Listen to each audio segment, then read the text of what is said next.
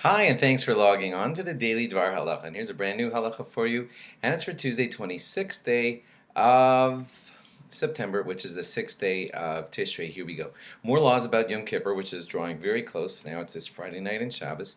On Yom Kippur, you're not even allowed to dip a finger into water. That's considered sort of in the category of washing, and you're not. That's one of the things that you're not allowed to do on Yom Kippur, besides eating and drinking, is you're not allowed to wash yourself in any way.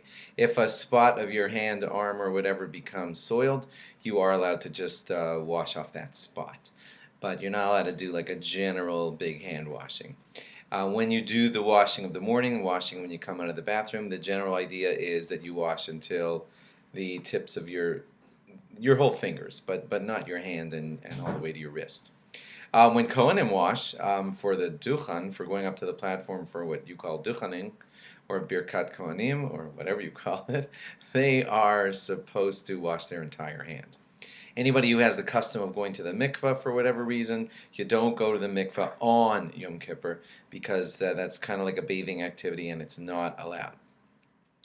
People who need to be eating a little bit of food on the day of Yom Kippur for health reasons, they need to be talking to their rabbi before so they could get the exact guidelines as to what's a proper way to eat on Yom Kippur if you have to eat on Yom Kippur. The general idea is that you eat small amounts, so each amount is not really called a full-fledged eating, but you got to talk to a rabbi to get to know how to do it properly. If a sick person for some reason has to have an entire meal that has bread in it and he washes and everything, so then you would have to recite Ya'aleh V'yavo the way you would on any holiday with inserting a special insert for Yom Kippur. And this year it's Shabbos, so you would have to say Ritzei also, like you do anytime when you bench on Shabbos. If you forgot to add Ya'aleh V'yavo into that benching, or Ritzei into that benching, you don't have to be repeating it because there's no command to be eating bread on Yom Kippur.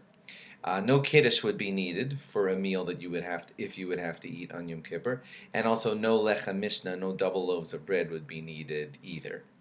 It is a very good idea to prepare for yourself besamim. That's cloves or havdalah smelling stuff to smell on Yom Kippur. It helps invigorate you a little bit, and also saying the bracha each time that you do it helps you get more brachos that day. Every day you're supposed to say 100 brachos, and on a regular day it's kind of easier because every Shemona Esrei has 19 brachos in it. So wow, that's a bunch right there.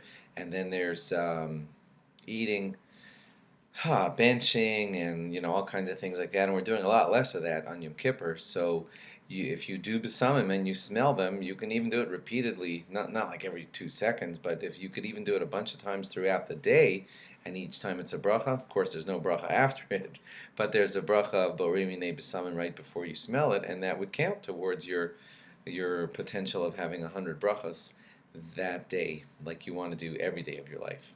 Thanks for logging on, and log on again tomorrow for more. Bye-bye.